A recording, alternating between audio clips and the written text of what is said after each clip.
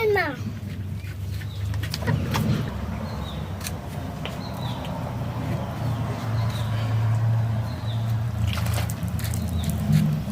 के गरेको आँखा फिरेर आँखा पिरो भयो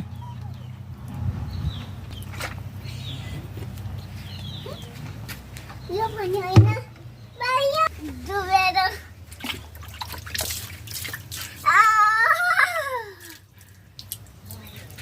डुबेर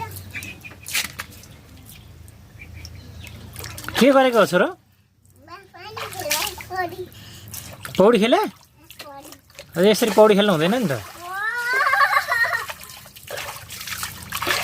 हात तेरिका यस्तो पौडी खेल्नु हुन्न हो यता हेर अनि म साबुन लगाइदिन्छु अब आँखामा